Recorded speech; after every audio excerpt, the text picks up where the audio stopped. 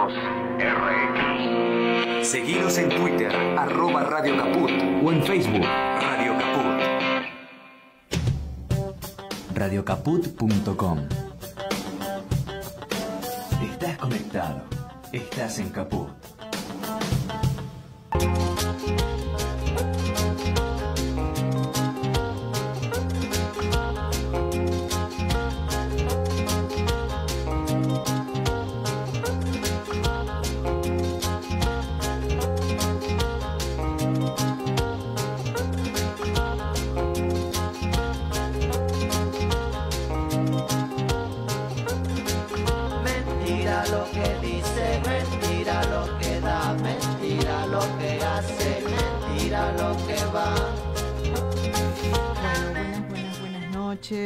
Aquí Mónica Redondo, Marcelo Goro, Alejandro ahora nuestro columnista, Martín del otro lado de la pecera, Martín Loza, la caja de Pandora. Muy una bien. Caja más. Hoy no hubo represión, Eureka, aleluya, hoy no. Fue muy concurrida la convocatoria de hoy, había estudiantes de todas partes, bueno, la gente de discapacidad, porque hoy se vota en el Congreso, se tiene que votar el tema de la emergencia. Claro, pero no entiendo eso de la emergencia. discapacidad, porque el funcionario del gobierno encargado de eso dijo, y si la persona Jodete. tiene Pero el que se problema ocupe de la él. familia, la familia Sí. de él, ¿viste? Qué increíble. Yo ¿no? te digo una cosa, cuando pasan esas cosas vos decís, hace mucho tiempo cuento esto y ya alargamos con el videíto de presentación que quiero que lo veamos todos. Yo tenía un colega que murió muy joven. Entonces decía, mira, algunas madres de psicóticos, algunas madres muy complejas, habría que pasarles el coche por encima y después retroceder y pasarles el coche otra vez por atrás. Entonces digo, a esta gente alguna vez se va a enfermar. Sí. Alguna vez le va a pasar, no te digo que se vaya a jubilar, pero enfermarse, seguro se van a enfermar. Y van a traer, ya sé que tienen sus premédicas y todo eso, pero en una emergencia en la calle tienen que contar con lo público, no les queda otra. Y alguna vez les va a pasar, alguna vez les va a pasar. Ni siquiera teniendo la millonada de dólares, zafás de la muerte. Eso seguro. Bueno, no estoy deseando la muerte a nadie, claro, para que no cierren la radio, pero somos todos falibles, Seguro. vulnerables y seres humanos, humanos. Está bien, seres humanos. Sí, y frágiles. Bueno, vamos a ver un videíto de presentación y después vamos a hablar un poquito del CIDE. ¿Cómo se dice? La CIDE, el CIDE. La CIDE, Secretaría de Inteligencia del Estado. ¿Femenina es? Sí, sí. Ay, Sí, qué- femenina. Femenina, bueno. Y de otras cosas más. Vale. Y de muchas cosas más. La Hoy, bueno, justicia, etcétera. No dijiste que hoy se cumplen 10 años de la primera marcha de Ni Una Menos, Es cierto. que también Estuvieron fue- algunas Sí. de Ni Una Menos en la marcha de hoy. Exacto. Bueno, veamos el videíto. Te va a gustar mucho ese video. No se toca. La patria está en terapia. Ya no se trata solo de recortes. No son números. No son planillas de Excel. Lo que están haciendo es mutilar el alma de la Argentina. Porque tocar el presupuesto del Hospital Garrahan no es un ajuste más. Es un crimen moral. Es desfinanciar la esperanza. Es ponerle precio al derecho más sagrado que tiene un pueblo. La vida de sus hijos. No hay patria posible sin salud pública. No hay nación que pueda levantarse sobre las ruinas de sus hospitales. En cada quirófano del Garrahan, en cada guardia saturada, en cada enfermero agotado y cada médico que no duerme, hay una trinchera silenciosa de dignidad. Ellos no piden palmas ni premios, piden lo justo, piden insumos, sueldos dignos, respeto, piden que no se los trate como gastos sino como lo que son, garantes de la vida.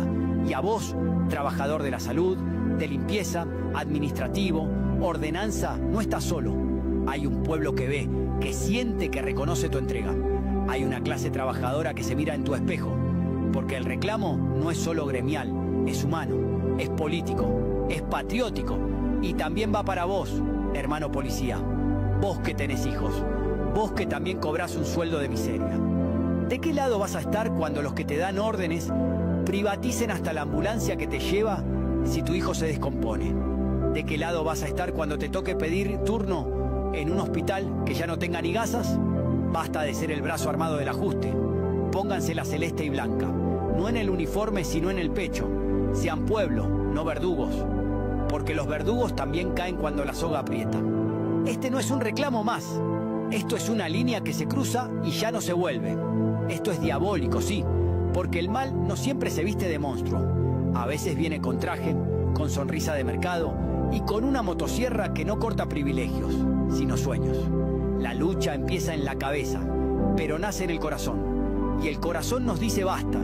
Basta de mirar para otro lado. Basta de obedecer sin pensar. Basta de bancar lo que nos mata. El Garrahan no se toca. A los chicos no se los toca. A la salud pública no se la negocia. Si este es el plan, el pueblo tiene la obligación moral de resistirlo. Porque hay momentos en que la patria entra en terapia.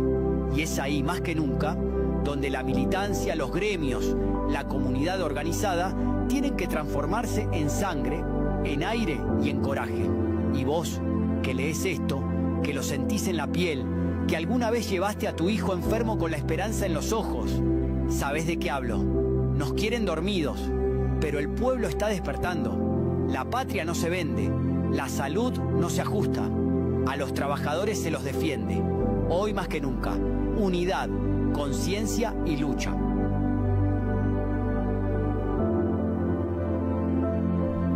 ¿Qué les pareció? Muy bueno. Bellísimo. Hermoso. Estuvo hecho con, por supuesto, en Navidad, pero esas caritas de esos niños, eso es el Garrahan, ¿no? Eso es cualquier hospital que se dedica a los niños, el Gutiérrez, el Garrahan. Especialmente a los niños que tienen problemas terminales, ¿no? A los niños, y que en muchos casos pueden diagnosticar aún mejor y tratar aún mejor a un pacientito que en los privados. Sí, Sos desde dinero, ya. sos Desde un número. ya. Bueno, No, comencemos nuestra... para también argumentar, justamente los privados derivan al Hospital Garrahan aquellos casos que no pueden asistir, porque se trata todo tipo de enfermedades poco frecuentes, que no son las comunes, las habituales, así que me parece, aparte es algo que funcionaba bien. Eso es lo que realmente es lo llamativo, que lo que funcionaba bien lo están desarmando. Eso es lo que por ahí no podemos entender los comunes. Lo no tan llamativo es el nivel de desinformación y de ignorancia. Yo no creo que sean ignorantes, yo creo que desinforman a propósito, donde dicen que hay tanta cantidad de administrativos y para ellos un laboratorista es un administrativo, un técnico es un administrativo, o alguien que hace anestesia, que le pone anestesia para una operación, claro, es un administrativo. Es decir, que ni siquiera establecen diferencias. Yo creo que la saben la diferencia, pero desinforman a propósito. Bueno, hola Alejandro, ¿cómo estás? Bien, diríamos. Ponele. No. Tenemos a un gran escritor, un historiador y un investigador de la deuda, pero un gran escritor tenemos a nuestro lado. Quiero preguntarte, vamos a empezar con una pregunta chiquita. ¿Pasó algo con la CIDE? Se pidió un presupuesto extra, creo que para disciplinarnos a todos los argentinos y ponernos en un cuadrito, no sé. Es que al poco tiempo de subir Milei, emitió un decreto dándole a la CIDE 100.000, es decir, no hay plata, pero no hay plata para algunas cosas, para la de ellos siempre hay plata. Entonces decidió darle a la CIDE 100.000 millones de pesos. El decreto fue volteado, por suerte, en la Cámara de Diputados, lo liquidaron, pero indudablemente, como el gobierno tiene fondos reservados para disponer y no da cuenta, siguen alimentando a la CIDE. Y según la última estadística, en el último año el presupuesto de la CIDE aumentó un 289%. ¡Hala! Pero a esto se suma las operaciones que hace la CIDE. La CIDE es una vieja historia, siempre opera a favor de un gobierno y en contra de la oposición, ¿no es cierto? Y había bastantes famosos personajes de la CIDE, uno de ellos el famoso Antonio Schiuso, que le costó el ministerio a un funcionario del gobierno de Kirchner, porque lo puso en televisión, esta es la cara, y como estos tipos siempre se mantienen en anonimato, pero claro, siempre es un lugar muy oscuro, viscoso, porque hacen todo tipo de operaciones. ¿Para qué? Para espiar, para informar a los gobiernos no solo inteligencia externa, sino fundamentalmente inteligencia interna. A los opositores, a los periodistas, y tienen contratadas prostitutas, tienen contratado un sinnúmero de personajes que pululan por todas partes para ver a quién enganchan, y ahí se arman las carpetas. Entonces, por eso, claro, a veces algún diputado que tiene alguna cuestión que no quiere que circule, le dicen, viejo, votás así o mirá. ¿Por qué? Porque, bueno, hay toda una estructura. Pero lo que ha pasado últimamente, eso sí es lo que no tiene antecedentes, porque la CIDE siempre prepara planes de inteligencia para lo que son una posible agresión externa, posible introducción de personajes de otros países que quieran debilitar al gobierno, es decir, o causar algún tipo de conflicto entre otros países. Pero esta vez no lo dijo ni un periodista de izquierda ni nada, lo dijo Hugo Alconada-Moon, que es un importante periodista de La Nación, que dijo, señores, el plan está destinado a espiar a los periodistas, a la oposición y a todo aquel que se atreva a discrepar con el gobierno. Es decir, en este programa, tanto vos como Marcelo, como yo que vengo, vamos a ser espiados por lo que decimos, si lo que decimos al gobierno le afecta. Ahora, ¿cómo le afecta al gobierno? Y sí, si uno critica lo que está pasando en el Garrahan, si uno critica lo que pasa con los jubilados, si uno critica el desfinanciamiento de la salud y la educación pública, no es que lo estamos criticando, estamos mostrando evidencias. Pero el gobierno lo único que acepta es el discurso de ellos, el discurso del Gordonán, del Aje y de toda esa runfla de personajes que lo rodean a Milei, donde han llegado a sostener que lo de los otros es cuestionable, lo de ellos es la verdad. Vos que sos psicóloga, Mónica, ¿a vos te parece que alguien diga lo mío es la verdad, lo de los otros es cuestionable? Entonces, claro, vos imaginate la peligrosidad de ese tipo de pauta. Hoy casualmente estaba empezando a releer un libro notable de Erich Fromm que se llama Anatomía de la destructividad humana. Que tiene todo un capítulo sobre Hitler. Además, que tiene un capítulo sobre Hitler, un capítulo sobre Stalin, donde muestra las personalidades perversas, o sea, la maldad expuesta en su forma más auténtica, ¿no? Y claro, yo iba leyendo y decía, aquí viejo, es decir, Fromm se perdió a un montón de personajes que están en este momento, como ese fantoche de Manuel Adorni, que cuando cuenta que han echado a tantas personas, que se ha dejado sin efecto una Secretaría de Estado importante, como la Secretaría de Derechos Humanos, muestra una especie de gozo, el goce de la crueldad, ¿no? Ellos, cuando hacen cosas que son manifiestamente crueles, las gozan. Y realmente esto no tiene antecedentes, Mónica. Mira, yo que conozco la historia argentina porque me he dedicado a eso siempre. Es decir, nunca he visto algo semejante sumado a un lenguaje presidencial de cloaca, a términos que jamás un jefe de Estado ha hecho, y además a la burla. Yo leí el otro día una carta que le mandó al presidente, una carta abierta a una enfermera del Garrahan, diciéndole que el presidente había dicho que iba a hacer una obra de teatro y que en esa obra de teatro iba a donar los derechos o la recaudación al hospital Garrahan. Y ella le dice, nosotros no queremos una caridad, queremos sueldos como correspondan. Entonces, es como que acá hay toda una concertación de complicidades. El Poder Ejecutivo que actúa, como ya sabemos. La Cámara de Diputados que se ha convertido en una especie de lugar repugnante de obsecuentes, de gente que ha claudicado sus convicciones, como muchos diputados de la Unión Cívica Radical, que se ve que se olvidaron de Irigoyen, de Alem, de Moisés Levenson, es decir, y juegan a favor del presidente. Hoy quisieron boicotear la sesión en diputados y no pudieron, y el quórum se obtuvo. Pero ¿quiénes quisieron boicotearla? El PRO, la Libertad Avanza y los radicales que dije Rodrigo de Loredo. Claro, y a esto se suma un Poder Judicial que está ahí viendo qué es lo que hace. ¿Y qué es lo que hace? Nada. Porque, claro, no puede perjudicar al presidente, no puede perjudicar a la hermana del presidente y a toda esta estructura que en este momento está degradando a la nación. Es decir, este es un gobierno que está degradando, y coincide con un presidente que dice, yo quiero destruir al Estado. Entonces, si él quiere destruir al Estado, lo está logrando.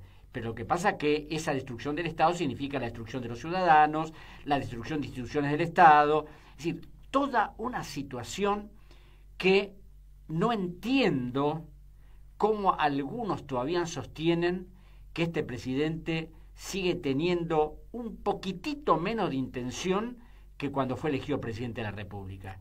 Si eso es cierto, yo creo que hay encuestas que son compradas, hay muchas manipulaciones, pero en el supuesto que llegara a ser cierto, es como que el pueblo argentino ha entrado en una especie de vorágine de locura que no hay forma de que vea las realidades que se observan todos los días, no solo en Buenos Aires, en todo el país.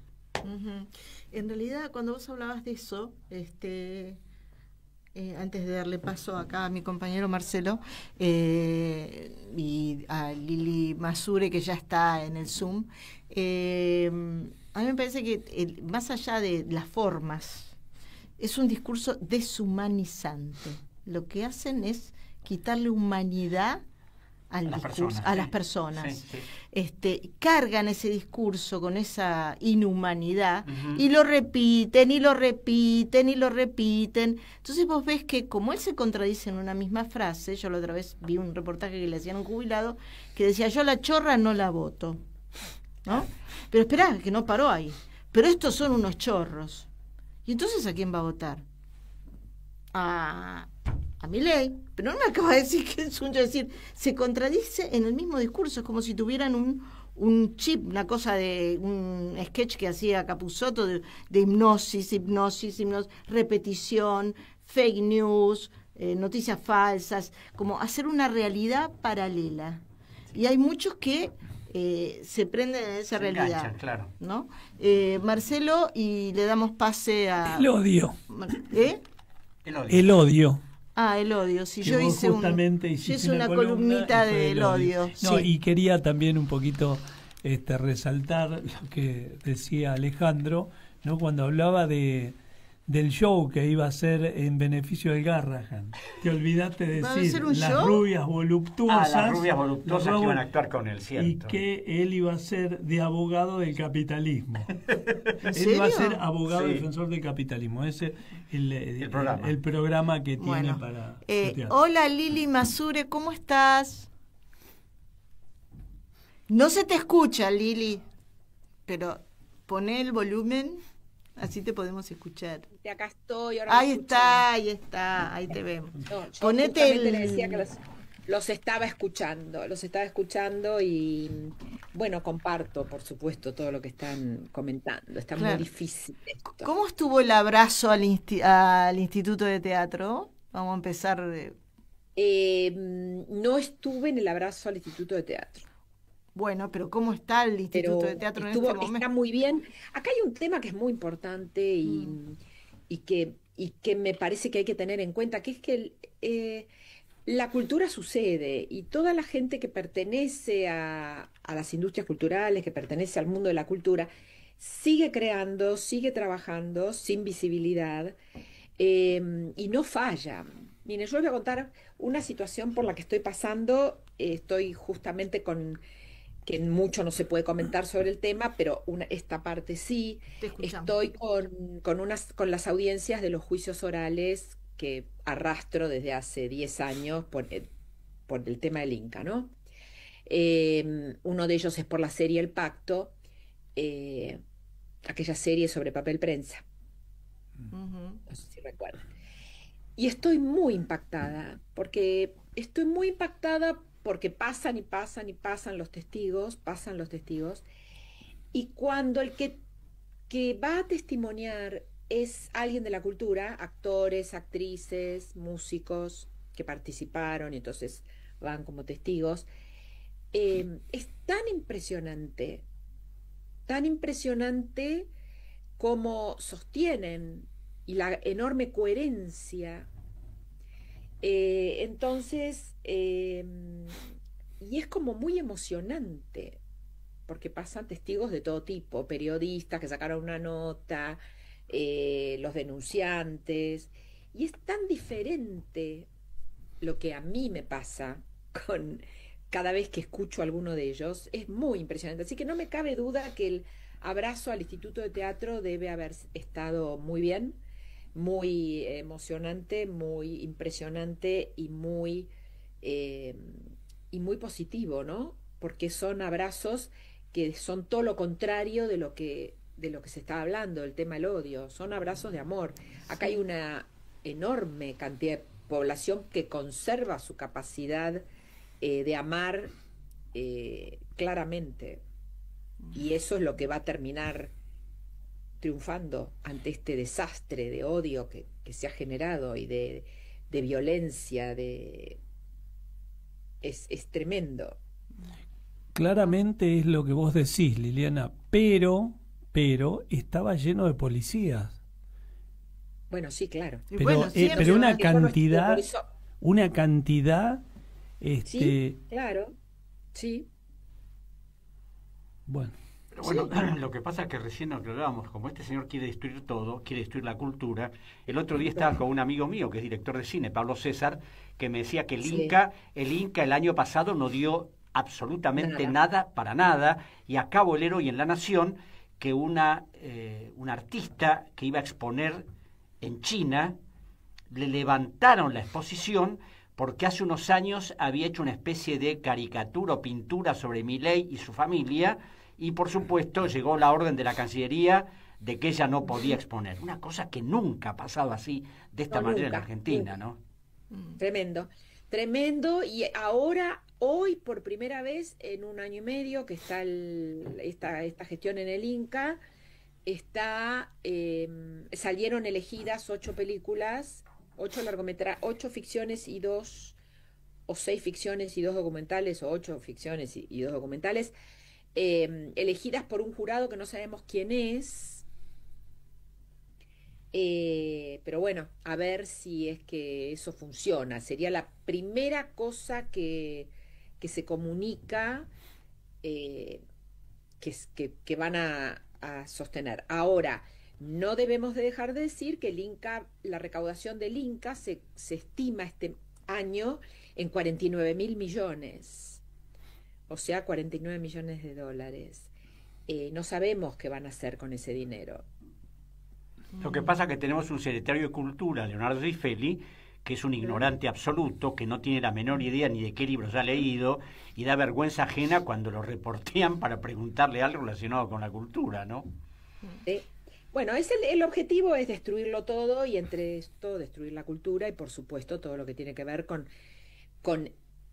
el fomento de la cultura, de las industrias culturales. Y está clarísimo el objetivo, eso está clarísimo. Lo que yo sí quería reafirmar es que la cultura sigue sucediendo. Será cultura en resistencia, cultura en crisis, o como sea, pero la cultura sigue sucediendo. Sin visibilidad, lo que tiene que recuperar la cultura es, a partir de este shock tan tremendo, es su capacidad de organización, su capacidad de aglutinar y su capacidad de dar batalla. Y de protagonizar. Si tomamos a todos, a los 4 les digo, si tomamos esta movida que se hizo mostrando algunos videitos de Paca Paca, la futura Paca Paca, que no sé si va a ser o no va a ser, Caca. Sí, lo que fuera, pero de última, esa es la cultura que ellos pretenden imponer o proponer, y está tan claro en esos videitos que yo creo que incluso no los hicieron para los niños, lo hicieron para los adultos, te digo, cuando ponen de un lado el dólar y de otro lado cosas, o si no, otro videito que vi que me pareció, ¿para qué vas a ir a la universidad? ¿Para qué te vas a Tremendo.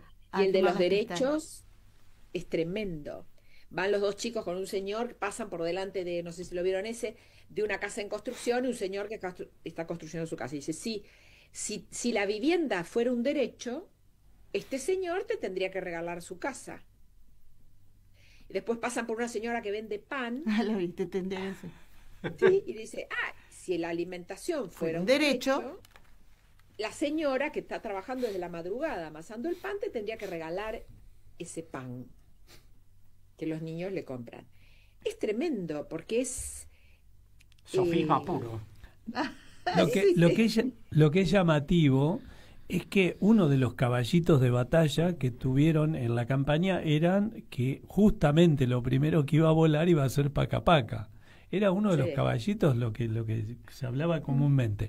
Pero bueno, a pesar del dolor que estamos atravesando y de las angustias y todo lo demás, yo creo que cuando se vayan va a haber para la comedia y para el drama de estos personajes va a haber para el sainete, sí, va a haber de todo, ¿no? Porque la representación de los que nos gobiernan es la verdad que es espantosa. Entonces va a haber para todo.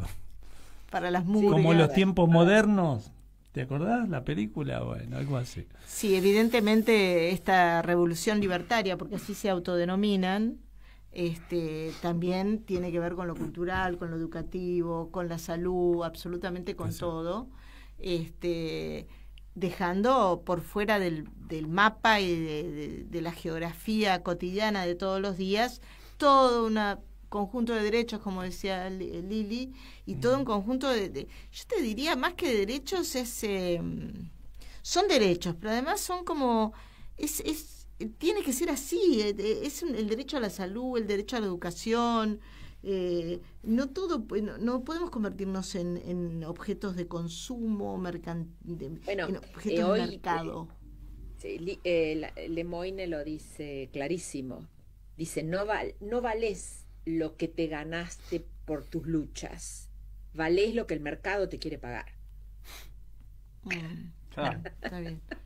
Y hoy dijo, y hoy hablando los médicos del Garrahan, dijo que si los sueldos no están conformes, que se busquen otro laburo. O sea, como si vos estudiaste de médico y tenés que dedicarte, no sé, a vender chicles o galletitas o chocolates. Sí. Por eso yo creo que nosotros también nos tenemos que replantear muchas cosas, ¿no? Yo pensaba, ¿cómo se le explica a un niño? Yo dudo que los chicos vean esos cortos. Son aburridísimos. Pero bueno, yo a esta altura de mi vida no dudo de más nada. Sí, tenés razón. Mirá que mi hija veía los Teletubbies y yo decía, ¿qué carajo está viendo con los Teletubbies? No entendía nada, pero bueno, lo veía con ella. Pero los veía. Entonces yo decía, ¿cómo nosotros, después de esto, suponete que los pibes vean esto de los derechos, por ejemplo, ¿cómo volvemos? ¿Cómo empezamos otra vez? Porque está todo roto. De esta manera te dejan todo destruido. Entonces yo pensaba, desde políticas de gobierno, por supuesto, que en el caso de los derechos, por ejemplo, habría que hacer hincapié y profundizar en el tema de que ciudadanos y ciudadanas son sujetos de derecho a la producción, primero, y son sujetos de derecho a las ayudas sociales o las políticas sociales. Pero no tenemos que olvidar el derecho a la producción, porque es lo que nos ha fallado, ¿no? En nuestra gestión anterior. Entonces no hay producción, entonces no te queda más remedio que ampliar las políticas sociales.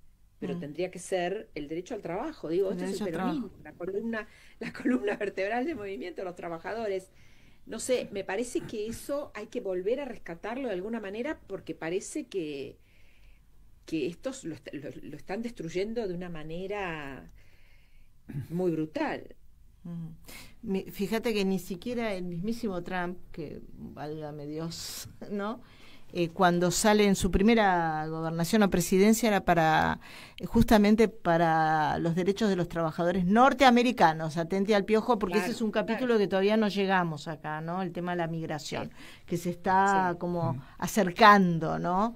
Me enteré por compatriotas uruguayos que le exigen a los uruguayos y a cualquiera que venga del exterior, que no sea argentino, que venga con un seguro de salud para que no se atiendan en los hospitales nacionales, ¿no? Claro, y además se habla, viste, a veces de exigirles a los extranjeros que paguen. Y yo siempre digo, ¿leyeron la Constitución? No. En la Constitución claramente está establecido que todo extranjero que llegue a la Argentina tiene los mismos derechos que los argentinos. Es decir, no es posible esta limitación donde vos sos de otro país, entonces vení con esto, vení con lo otro. Además, esto que hablabas vos de la deshumanización, Mónica, es así, es como que es un gobierno que lo humano no les interesa. Y además, es decir, el otro día, por ejemplo, la última estadística de la OCDE habló, esto ya no es un fenómeno argentino, es internacional, 3.300 millones de personas están afectados por el endeudamiento público. ¿Por qué? Porque la enorme cantidad de intereses que genera esa monstruosa deuda determina que los países poderosos tengan que limitar sus programas sociales. Los países pobres, la marginación y la exclusión. Y nosotros, que no somos ni poderosos ni pobres, estemos viendo lo que estamos viendo ahora, ¿no? Cada vez más crecimiento de la marginalidad, de la exclusión, del delito y de un montón de cosas que no tienen nada que ver con lo que es un país que tiene que funcionar para adelante. Y el tema de la salud mental, Mónica, vos que sos... Sí. Es tremendo. Sí, yo hoy escribí una columnita chiquita sobre el odio, y como una pasión, pero además el odio implantado, se implanta en la sociedad el odio, porque en realidad desde Durán Barba para acá, él hablaba que el voto era emocional, es cierto, hay mucho de emoción y de pasión, y también hablaba con un compañero de la radio de que hay todo un sentido, no es que ellos ignoran lo que están haciendo o dicen barrabasadas porque se les ocurrió. Todo tiene un sentido que es deshumanizante del sujeto, es decir, un colega psicólogo me decía hace mucho tiempo, en plena pandemia, que había muchas diferencias en la villa, porque estaban los que no podían salir a hacer changas y los que tenían el sueldo del Estado y que gracias al sueldo del Estado podían vivir. Y se generaban unos odios y unos rencores y unas envidias impresionantes. Y creo que la pandemia, y en eso sí de acuerdo con Cristina, nos hizo muchísimo daño. Acordate la cantidad de artículos que yo publiqué de la pandemia para los niños, para acá. Sí, la pandemia nos hizo mucho daño. No la pandemia en sí, el aislamiento, y cómo fue utilizado eso a posteriori, no lo del chip y la vacuna y todo eso, no, sino el hecho de estar aislados con nuestros propios fantasmas, con nuestras propias asignaturas pendientes, y a solas, ¿no? Que acá con Marcelo armamos testimonios donde convocábamos gente los jueves a charlar y a vernos entre todos, porque la verdad que la pandemia generó consecuencias, incluso hasta te diría, en determinada franja etaria, no social, que son los adolescentes y los niños. Los arrasó. Totalmente. Así que fue antes de la pandemia y después de la pandemia. Sí. Y creo que todavía estamos pagando esas consecuencias, ¿no? En relación a Totalmente. Eso. Sí. Y no hemos podido reflexionar demasiado sobre esas consecuencias. No le hemos dado entidad. No se ha podido. Incluso siguiendo tu discurso, Lili, sabes que había gente que hacía películas, hacía cortos en la pandemia, con todos lo que significaba hacer un corto, desde Almodóvar hasta acá en la Argentina hacían cortos de cómo cada uno pasaba la pandemia, y era muy creativo y se acudía a la cultura para sanar el alma. Sí. Yo creo que, y también debe ser algo para tu profesión, a mí me parece que nunca se llegó a hacer un duelo colectivo. No. Y eso me parece que fue lo influyente y el daño que estamos padeciendo ahora. ¿Sí? Porque se taparon algunas cosas, como se tapa ahora mediáticamente, ¿no? Los antibarbijos que salían igual, la muerte de Diego, el vacunatorio, entre comillas, VIP y todo ese tipo de cosas fueron tapando determinadas cosas que como sociedad no pudimos enduelar. Para mí es un tema fundamental. Sí, es concreto, que no se podía duelar. Eso es absolutamente... Volviendo un poquito a lo que decía la compañera, siempre, en todas las épocas se quiso destruir lo nacional y popular. Eso pasó...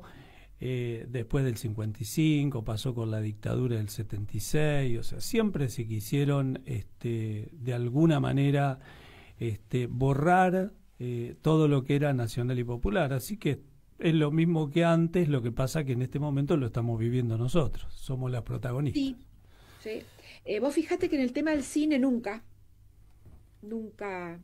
había pasado, es la primera vez, y creo que tiene que ver con, porque no pasó ni durante la dictadura, ni en el golpe del 55. Sí atacaron, pero sostuvieron el apoyo a la industria cinematográfica. Creo que eso tiene que ver con una situación que no es solo de Argentina, que es internacional, que es los grandes grupos de poder que tienen en sus manos, los 6 grupos de poder que tienen en sus manos todo lo que es comunicación, telecomunicaciones, por lo tanto plataformas, estudios, producciones y demás. Eso es brutal. Eso es brutal porque nosotros tenemos ahora El Eternauta, que tiene la parte de la producción de Netflix y que pasa por Netflix.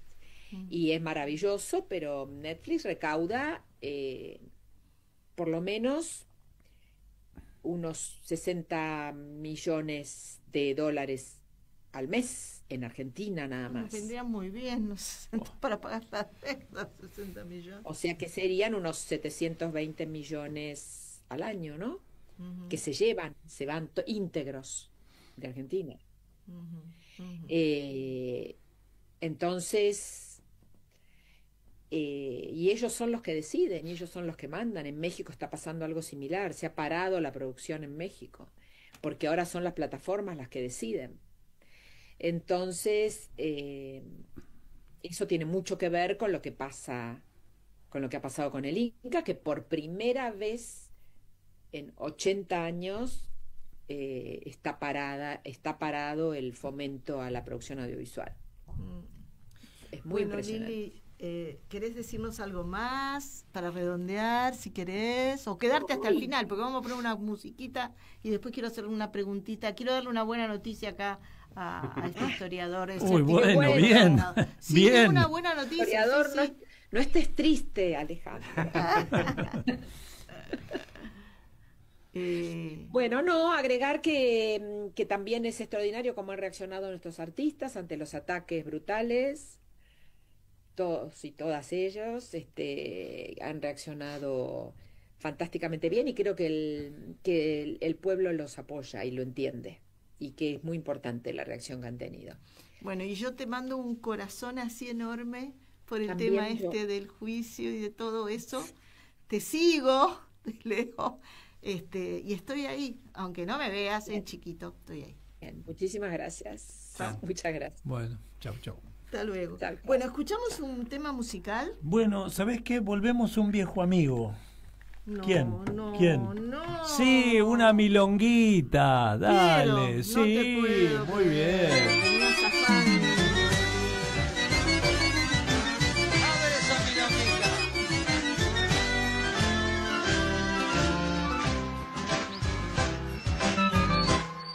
Que nadie le diga a nadie que nos sobra de comer, que la mentira la guarde pa' contársela después. Tenemos pastos tranquilos, mucho campo que joder, y el agua se toma gratis cuando hay ganas de beber. Unos miran adelante y otros miran para atrás, muchos miran al costado y otros no quieren mirar. Hay quien se tapa la cara, no la quiere destapar, otros que se la disfrazan y la mandan a guardar. Hay lenguas de pura lengua que solo hablan por hablar, siempre prometen milagros que no pueden realizar. Proponen que no comamos para hacer austeridad. Hermano, el hambre no es broma, esta es la pura verdad. Y el que nace laburando, hoy no puede laburar. Para un tipo de finanza, el tiempo es para gozar. Sino que vengan y cuenten los mal paridos nomás, que bien se vive mirando cómo lo hacen los demás. Milonga. La milonguita, milonga de lo peor, milonga bien argentina, qué mentira y confusión.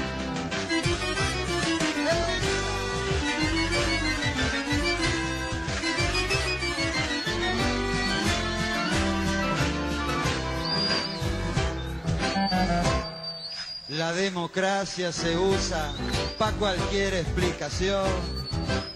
De nada sirve informarse, un truco la información. En este país bendito, la vaca no es animal.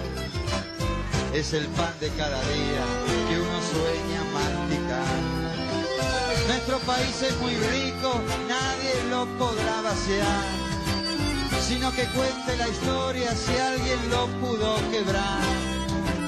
A este casino de Prado y vacas para jugar, siempre le quedaron fichas pa' perder o pa' ganar.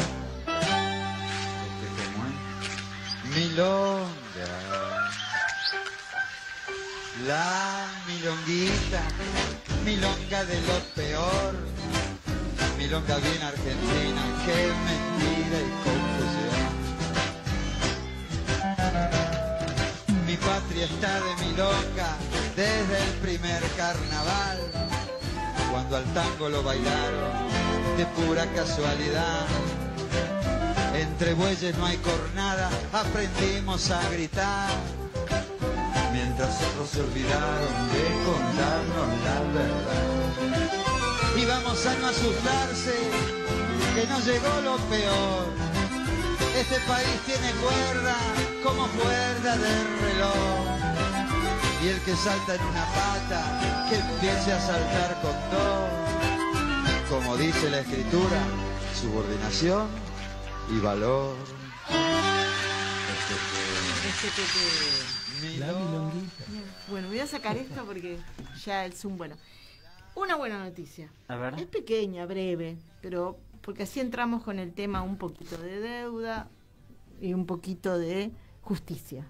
¿Esa es la buena noticia? No, no llegué todavía. Bueno. Fue procesado, puesto preso y le embargaron la casa el policía que gaseó a una niña, a la niña, sí, hace un año atrás. Hablé con Gregorio Dalbón, que en este momento no está en Argentina, está en La Haya, lo voy a tener en cualquier momento en el programa. No me digas que no es una buena noticia. Claro. Yo estoy esperando que agarren. Más o menos. Yo estoy esperando que enjuicien al que casi le quita la vida a Pablo Grillo, que por suerte ya salió en pero alta. viste cuando hablamos siempre eso que hay un perejil, precedente. pero viste cuando uno habla y dice es un perejil. No, acá tenemos no. Claro, lo que pasa es que hay que ver si ante la apelación la Cámara confirma o revoca y el tipo zafa. Porque acá el problema de la justicia es que, como dice Marcelo, los perejiles son los que de alguna manera siempre van, pero los grosos, vos fijate que la criptoestafa de Milei todavía sigue dando vueltas cuando en Estados Unidos ya interviene la justicia federal, acá no. Y además, yo te doy un ejemplo y me acuerdo, cuando se investigó a Gustavo Arribas, que era director precisamente de la CIDE, antes Agencia Federal de Inteligencia, el tipo había negado que había recibido coimas de Odebrecht y todo lo demás. Un auditor del Banco Central vino a visitarme y me dijo que tenía elementos para demostrar que le habían transferido a 5 cuentas en Suiza. Entonces ellos en el Banco Central lo habían investigado, pero el confuncionario no podía ponerlo en evidencia porque lo iba a dejar en la calle. Entonces yo, que soy un kamikaze, me lo trajo, preparé un escrito y lo llamé al fiscal Federico Delgado para decirle: Fede, el lunes te presento una serie de elementos de prueba para aniquilarlo a Gustavo Arribas, gobierno de Macri. Cometí el error de llamarlo por teléfono y avisarle, desde la oficina del Senado, y cometí el error de llamarlo a Pino y decirle: Pino, vamos a firmar ambos un escrito porque tengo las pruebas para involucrarlo a Arribas. ¿Qué pasó? El lunes a las 9 de la mañana llegué a Comodoro Pi, llegué a la Fiscalía Federal, entregué el escrito con los elementos para que impulsara esto Delgado y, claro, Delgado tiene que preparar la nota y todo lo demás. A la 1:30 o 2 horas, el juez Canicova Corral lo sobreselló definitivamente a Arribas para no dar lugar al fiscal a que hiciera nada. ¡Qué rápido! Y Delgado apela la resolución para que decida la Cámara diciendo que Olmos y Solanas habían presentado una serie de elementos que eran fundamentales para aclararse el caso. Llega el expediente a la Cámara y el superior de Delgado, el fiscal Germán Moldes, desiste de la apelación de Delgado y concluyó el tema. Qué rápido que fue todo. Esa es la justicia argentina, Mónica. Por eso yo a veces, viste, me parece, ojalá que esto funcione, porque las evidencias son claras. Y esta es otra de las muestras de la maldad de esta gente. Patricia Bullrich hizo fabricar un video, ella o la policía, para mostrar que eso no existía, que al contrario, que habían hecho algo los manifestantes, cuando estaba recontraprobado, como está aprobado ese gendarme que le tiró a Grillo. Sí, está filmada la forma en que le tiró. Con acá dice quién es Guerrero, creo que se llama. Claro, entonces, viste, es decir, realmente acá es alarmante porque no es solo el presidente, es el ministro, son los ministros, es el poder legislativo, es la justicia. Es decir, hay como una especie de atmósfera viciada, cubierta de odio, como dice Marcelo, de maldad, donde el ciudadano común, ¿qué va a hacer? Es como que estás sin opciones. Por eso me llamó la atención que Elisa Carrió haya denunciado al ministro Lugones en un escrito que leí hoy, excelente, mostrando cómo viola los pactos internacionales, cómo viola el derecho penal, cómo viola los derechos humanos de los ciudadanos. Es decir, estamos hablando no de un izquierdista revolucionario, sino de la doctora Carrió. Bueno, entonces, viste, vos decís, llegan hasta personas que no están precisamente en el progresismo, pero claro, esto ha colmado todas las capacidades y ha atravesado todos los límites. Claro, yo agrego algo, y le agrego algo a los dos, especialmente a ti, Ale, escuche, señor.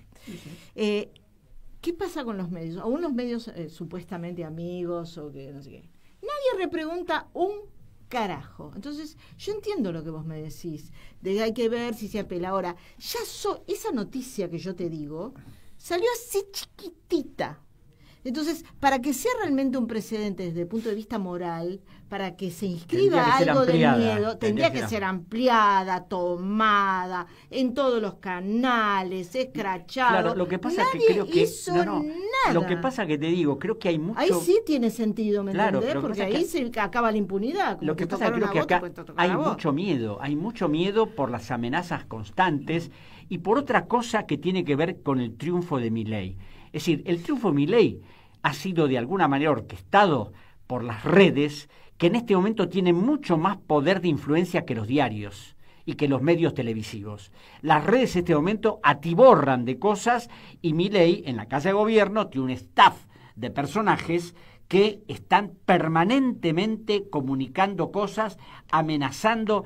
Oíme, lo que le pasó a Hugo Alconada. Hugo Alconada es amigo mío, es un excelente periodista y le quisieron hackear el WhatsApp, le quisieron hackear en la cuenta de el X, el ex Twitter, es decir, además de amenazarlo reiteradamente. ¿Por qué?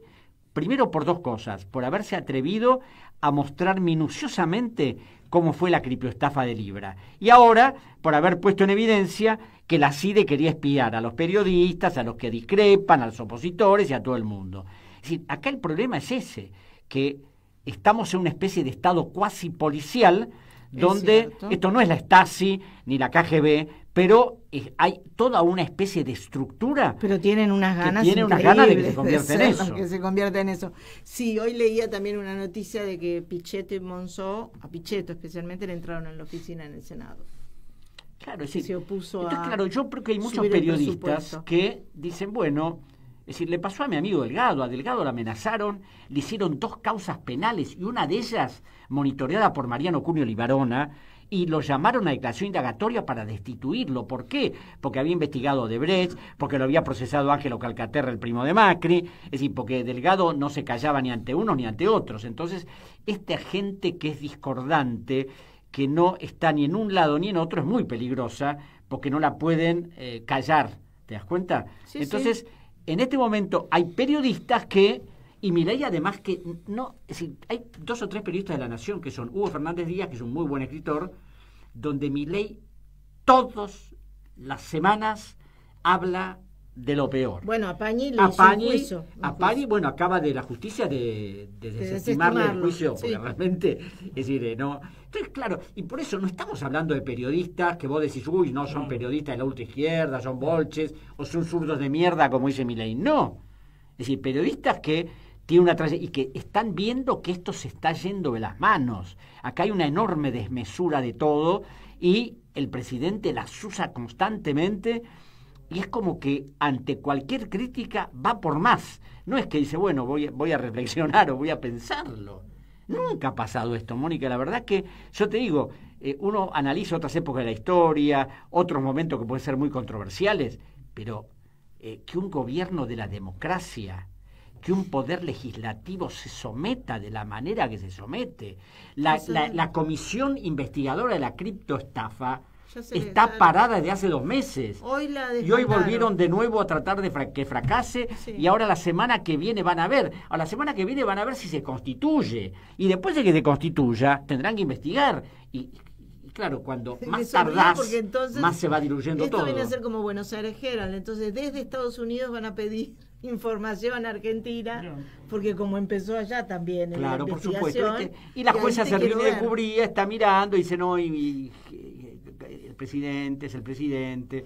No, realmente todo es muy peligroso, muy destructivo y a mí que me interesa mucho el Estado de Derecho, cuando un país se maneja con estas particularidades, donde un presidente hasta modifica la Constitución por decreto, barre con las leyes a través de un decreto, es decir, que quiere modificar absolutamente todo en beneficio de un grupo de gente muy concentrado, que son los beneficiarios, porque hoy estaba viendo lo que decía Liliana, esto de las financiaciones y todo lo demás, hay 22.000 millones de dólares de subsidios. 22.000 millones de dólares de subsidios que podrían eliminarse más de no una tercera parte, en 3/4 partes, lo que significaría un ahorro de más de 16.000 millones de dólares que podrían ser destinados a otra cosa. Este año hay que pagar de intereses de la deuda 37.000 millones de dólares, de los cuales 21.000 son a los acreedores extranjeros. ¿Qué se podía hacer con esa plata? Pero no. Entonces, claro, estamos en una estructura de poder y de gobierno donde los ciudadanos están inermes, no tenés a quién recurrir. La justicia porque no te da bola, la policía porque te apalea, el poder legislativo porque no le interesa defender ni a los jubilados ni a los asalariados. Y lo que vemos con el Garrahan es un símbolo de lo que pasa con la salud pública, de lo que pasa con la educación. Y cuando vos lees que, por ejemplo, a mí me causó estupor que en los índices de los hospitales mejor posicionados en toda América, el Hospital de Clínicas está primero en el ranking, más que cualquier institución privada. Claro, no tendrán alfombritas como en otros sanatorios privados y una hotelería, pero desde el punto de vista de la investigación médica, de lo instrumental, primero en el ranking, como la Universidad de Buenos Aires está por encima de la Austral, de la Católica, de El Salvador y de todas. Pero a pesar de eso quieren destruirla, quieren tratar de decir que son todos ñoquis, que los profesores no enseñan, que no van. No, realmente muy, muy, muy difícil todo. Bueno, una última, ¿querés una preguntita? Última, porque yo quiero que nos cuente, pero tenemos muy poquito tiempo, pero que de su último libro, que lo cuente. No, bueno, entonces todo. No, el libro es un libro donde simplemente me dedico a contar lo que es el Fondo Monetario, que nadie sabe. Diga el título, señor, porque si no, ¿cómo es el título de tu? El FMI y la estructura del poder o algo por el... Bueno, no, porque es un título bastante largo, ¿no? ¿Editorial? ¿Cómo? ¿La editorial? Peñalillo Continente. Perfecto. Tiene prólogo de un experto en relaciones internacionales, el embajador Archibaldo Lanús, pero lo que muestra el libro fundamentalmente es, primero, la legislación argentina que es permisiva para que se hagan estos acuerdos con el Fondo Monetario. Y también la estructura del Fondo Monetario, cómo actúa, cómo presiona, cómo puede modificar sus normas en cualquier momento, y aunque en sus estatutos y en sus reglamentos diga, puedo prestarle a un país 1,5 veces de lo que tiene, o en casos excepcionales 4 veces, como muchos han dicho, el préstamo de 57 fue ilegal porque las normas del fondo no pueden ir más de 4 veces y tendría que haber sido 20.000 millones de dólares. Lo que pasa es que quiero mostrar que el fondo puede modificar en cualquier momento esas cosas. Es un camaleón. ¿Te das cuenta? Para decir lo que quiere. Y además algo que puede sonar raro, y suena raro porque hay una demanda penal, hay una demanda en la Justicia Constitucional Administrativa Federal para pedir la nulidad del acuerdo con el fondo, y firmada además por abogados que no saben que el fondo no puede ser demandado en ninguna instancia jurisdiccional, en la Argentina ni en ninguna parte del mundo. Tiene inmunidades, tiene privilegios, el fondo, sus asesores, sus funcionarios, sus gobernadores, todos. Puede dañar un país, puede hacer lo que quiera y nadie lo puede tocar. Entonces, es un sujeto de derecho, pero no de obligaciones. Y además, como broche de oro, a través de documentos del fondo que he leído y que la gente no conoce, dicen que a ellos los pactos internacionales no les son aplicables. Por eso, si a través de sus planes causan pobreza, marginalidad y exclusión, violando los pactos internacionales de derechos económicos, políticos, sociales y culturales, a ellos no les interesa porque ellos son una institución monetaria ajenas a ese tipo de cosas.